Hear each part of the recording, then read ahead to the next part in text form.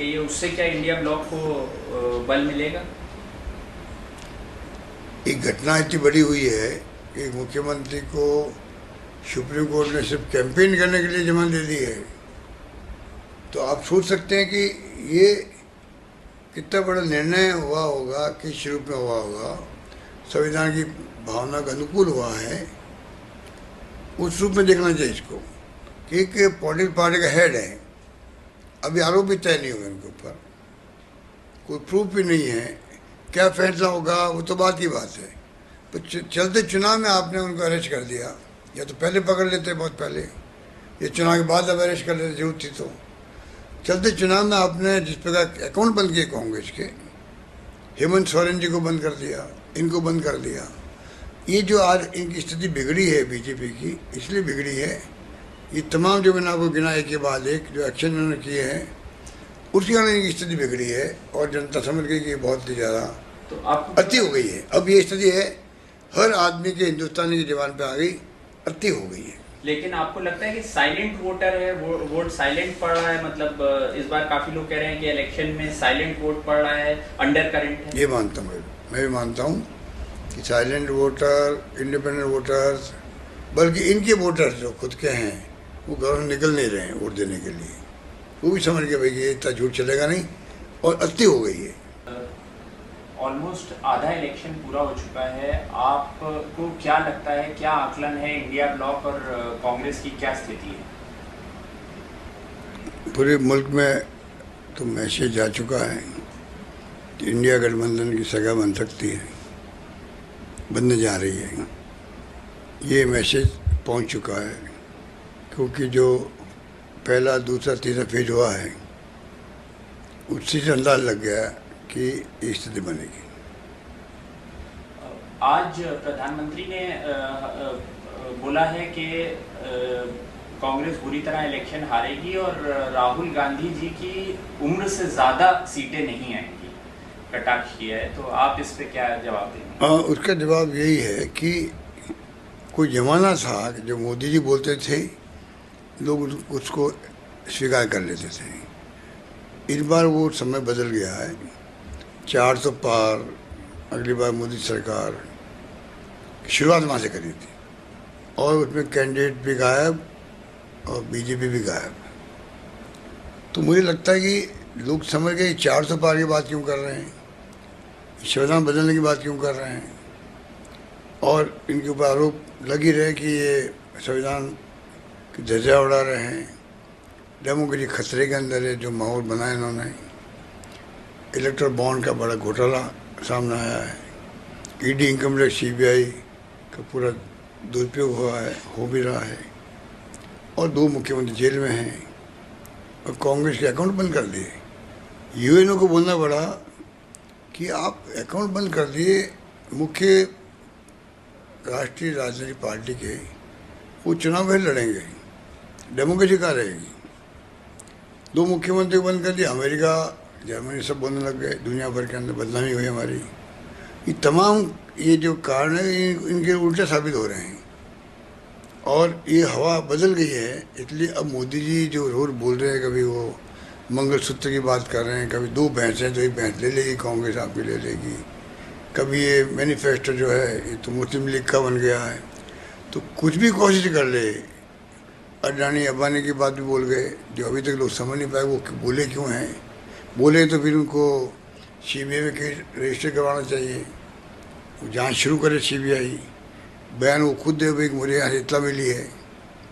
मतलब कहना मतलब कि ये पहले राहुल गांधी के खिलाफ में केस दर्ज हो गया था महिलाओं को लेके, वो तो यात्रा में जो महिला मिली थी उन्हें जिक्र किया, और दिल्ली पुलिस ने केस दर्ज कर लिया। पुलिस पहुंच गई घर पे बयान लेने के लिए।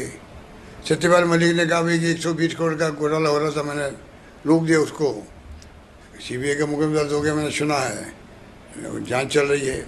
तो आज मोदी जी खुद बोल गए भाई कि ये टेम्पो में भर भर के पैसा गया, काला धन। प्रधानमंत्री के बोलना मायने रखता। देखो अब लोग पूछ रहे भाई कि प्रधानमंत्री बोल रहे हैं तो उनके बयान मिले, जानकारी प्राप्त करे, केस दर्ज करे, तो वो कुछ हो नहीं रहा है। तो ये तमाम जो आप कह रहे हो कि मोदी जी बोल गए हैं कि राहुल गांधी की उम्र से, ये जुमलेबाजी अब चलने वाले नहीं है, वो समय गया, ये मेरा मानना है। तो आप गहलोत जी क्या देखते हैं, कितनी सीटें का आंकलन आपको लगता है कि आ सकती है इंडिया? देखिए, मैं ये भी तो कहना जल्दबाजी हो गई, सब होने दीजिए आप सातों राउंड, फिर हमारी पार्टी विश्लेषण करेगी, फिर बताइए आप मीडिया वालों को। अभी मैं इतना कह सकता हूँ कि ये तय है कि जनता का माइंड बदल चुका है। लोग दुखी हो गए हैं ये सुन करके कि आप झूठे आरोप लगा रहे हो। तो बदलाव की हवा चल रही है आपके हिसाब से? बिल्कुल चल रही है, अंडरकरंट चल रहा है। और इसीलिए आज गुजरात के अंदर भी स्थिति जो इनकी है, कई सीटों में डावाडोल होने लग गई, जो खबर आ रही है। तो गुजरात में हो रही है, राजस्थान में तो देख ही लिया सब लोगों ने। गहलोत जी, आप अमेठी के सीनियर ऑब्जर्वर भी बनाए गए हैं, आप यहाँ पर इलेक्शन का संचालन कर रहे हैं। क्या लग रहा है यहाँ पर क्या स्थिति है इस वक्त? पहली बार 25 साल में कोई गांधी परिवार से अमेठी से नहीं लड़ रहा है, आप इसको कैसे देखते हैं? नहीं, पहले भी सतीश समय लड़े थे इलेक्शन। जी, 25 साल पहले लड़े थे। तो कहने का मतलब यह अभी जो स्थिति है, वो स्थिति आप 5 सेगमेंट है असेंबली के यहाँ। अब किसी भी सेगमेंट में जाएंगे, कहीं भी जाएंगे, होटल पे, ढाबे पे, किसी से मिलेंगे, तो आपको मालूम पड़ जाएगा कि एक तरफा चुनाव हो रहा है। चुनाव कांग्रेस तो लड़ रही है, हमारा कैंडिडेट लड़ रहा है, पर जनता खुद लड़ रही है। ये माहौल बन गया था। अच्छा, स्मृति ईरानी जी बार बार ये कह रही हैं सभाओं में, और बाकी बीजेपी नेता भी कह रहे हैं कि राहुल गांधी जी डर गए, वो यहाँ से भाग गए, इसलिए रायबरेली चले गए, सेफ सीट उन्होंने ली। आप इसका जवाब कैसे देंगे? मैंने जवाब दे दिया कि जब केवल शर्मा जी सफिशिएंट है स्मृति ईरानी जी के लिए, तो राहुल की बातें क्यों लोग कर रहे हैं? वो तो पॉलिटिकल स्ट्रेटजी का पार्ट है तो कांग्रेस का, सोच समझ के टिकट इनको दिया गया, तो वो कुछ भी कहे, मुझसे क्या मतलब है। पर हम जानते हैं कि जब केवल शर्मा जी जिता सकते हैं, जीत सकते हैं पार्टी को, जिता सकते हैं कांग्रेस को, खुद जीत सकते हैं, तो जरूरत नहीं थी राहुल गांधी जी की। तो आपको लगता है कि ये मतलब आप ये कह रहे हैं कि कांग्रेस ने स्ट्रेटेजी के तहत के एल शर्मा जी को टिकट दिया है, क्योंकि वही सक्षम है जो हराने की? स्ट्रेटेजी समझ लीजिए, एक वर्कर था 40 साल का, वो चांस मिला है तो पूरे कंट्री में मैसेज गया है, वेलकम लोग कर रहे हैं। और जब ये हरा सकते हैं स्मृति ईरानी जी को, तो राहुल गांधी बहुत बड़े नेता है, राष्ट्र नेता हैं, जरूरत नहीं लाने की उनको। एक ये भी बोला है जो बीजेपी के रायबरेली के नेता हैं, वो जो खड़े हैं वहाँ से, उन्होंने ऐसे शब्दों का इस्तेमाल किया शर्मा जी के लिए। उन्होंने कहा कि ये गांधी फैमिली के क्लर्क हैं और गांधी फैमिली के चपरासी हैं। आप इस तरह की बातों को किस तरह देखते हैं? ये तो बीजेपी वाले बोल रहे हैं ना। जी, बीजेपी वाले। उनका बोलना लोगों ने लाइक नहीं किया है, अमेठी के लोगों ने उसको पसंद नहीं किया, उनके कमेंट्स को, और यहाँ ज़्यादा रिएक्शन हुआ है और ज़्यादा भारी अंतर बनेगा जीत का, मैं कह सकता हूँ। ऐसे कमेंट्स हैं। गहलोत जी, आप जानते हैं कि अमेठी रायबरेली सालों से गांधी फैमिली का बैस्टियन रहा है, किला रहा है जिसे कहा जा सकता है। पिछली बार ये किला भेज दिया गया था अमेठी से, स्मृति ईरानी जी 55,000 से जीती। क्या आपको लगता है इस बार कांग्रेस वो किला वापस फतेह करेगी? बिल्कुल, दोनों जगह जीतेंगे हम लोग, और उसका कारण भी है। स्मृति ईरानी जी ने 14 में हारने के बाद में 5 साल लोगों को गुमराह करने का काम किया, और राहुल गांधी जी संघर्ष करते गए पब्लिक इंटरेस्ट के अंदर, मुद्दे बनाते गए महंगाई का, बेरोजगारी का लगातार, और ये लोग आके भ्रम फैलाते गए 5 साल हारने के बाद में। चुनाव में जो माहौल बना पूरे देश के अंदर, वो बालाकोट के नाम से, जो भी आप जानते हो क्या क्या हुआ, उस कारण से जब सब जगह बीजेपी जीती है, राजस्थान में 25-0 हो गया, गुजरात में हो गया, मध्य प्रदेश में हो गया, वो माहौल अलग था, इसलिए वो जीत गई। वो कोई घमंड नहीं करने वाली बात है, उस पर पूरे कंट्री में ऐसा माहौल बन गया था। अब 5 साल जो निकले हैं, जो मेंबर पार्लियामेंट अमेठी के, उनके केंद्रीय मंत्री थी, बड़ा पद था, वो चाहती तो कई इन्वेस्टमेंट आ सकते थे, बड़ा बड़ा लोग रोजगार मिलता, संस्थाएं आती हैं यहाँ पर नई जनरेशन के लिए, उन सबसे अमेठी वंचित रह गई। बल्कि मैंने सुना IIIT आ रही थी, उसको इलाहाबाद चला गया वो भी। और भी संस्थाएं थी, अस्पताल बंद हो गया यहाँ पर, हाईकोर्ट का आदेश वहाँ पर खुला है। तो जहाँ मैं जा रहा हूँ सुनता हूँ बात लोगों की, तो एक के बाद एक वो खुद लंबी लिस्ट बताते हैं क्या क्या इनके वक्त में यहाँ पर जो आरोप लगे इनके ऊपर, काम नहीं हुए, मिले नहीं लोगों से, उनकी तकलीफ नहीं सुनी। मेंबर पार्लियामेंट से लोग उम्मीद करते 3।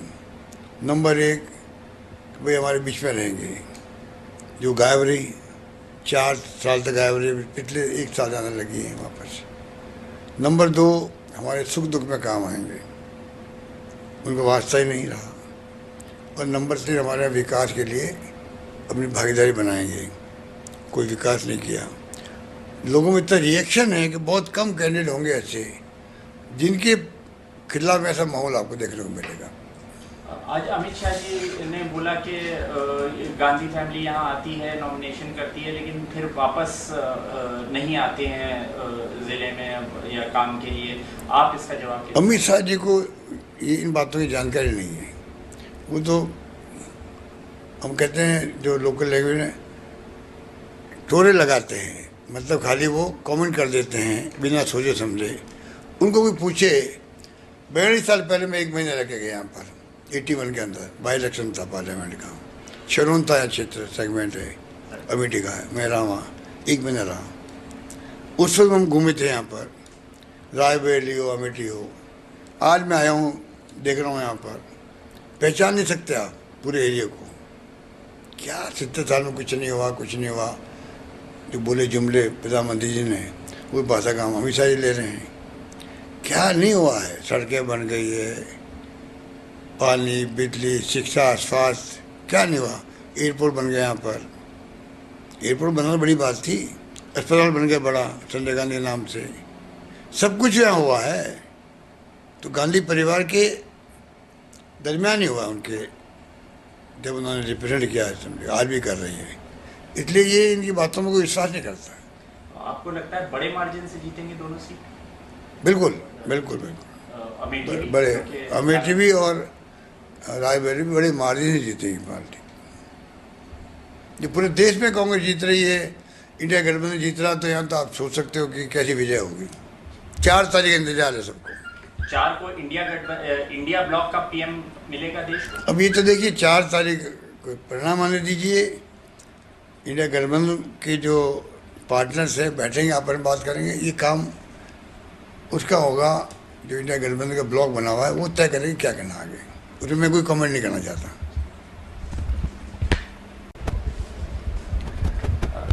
देखिए राजस्थान में जो है वो इस बार बताया जा रहा है कि कांग्रेस अच्छा कर सकती है। पिछले के मुकाबले 2 बार से आपकी सीट वहां नहीं आई, इस बार क्या लग रहा है आपको?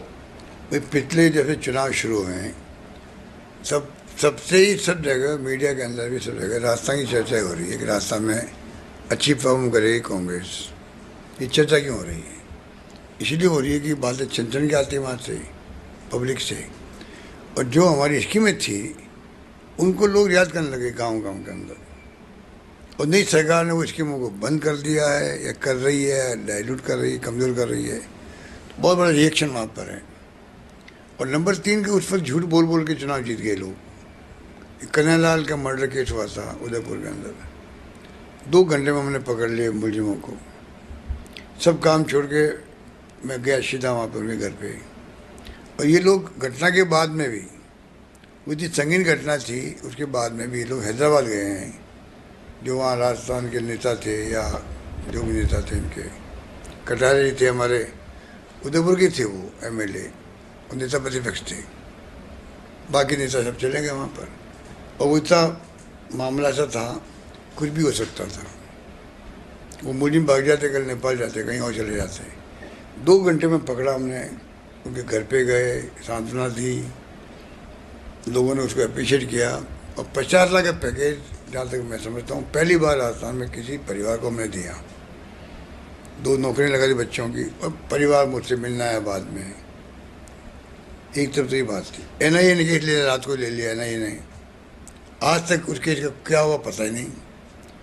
परिवार पूछा था कि असेंबली चुनाव के अंदर कि आप बड़ी बड़ी बातें कर रहे हो, आप बताओ हमारे पिता के मर्डर का क्या हो रहा है। अगर राजस्थान पुलिस के पास केस होता अभी तक सजा मिल जाती उन लोगों को, पर हमें बदनाम किया गया। उनको तो 5 लाख दिए और एक मुस्लिम को 50 लाख दे दिए और पूरा वायरल किया गया सोशल मीडिया के अंदर। ये तमाम बातें खुल गई अब जनता के सामने। इसलिए मैंने कहा इस बार जो है डबल डिजिट के अंदर हम जीतने जा रहे हैं, ऐसा मुझे लगता है। अगर आप ये वीडियो YouTube पर देख रहे हैं तो हमारे चैनल को सब्सक्राइब करें और बेल आइकन को दबाना ना भूलें। अगर आप Facebook पर ये वीडियो देख रहे हैं तो हमारे पेज को लाइक करें।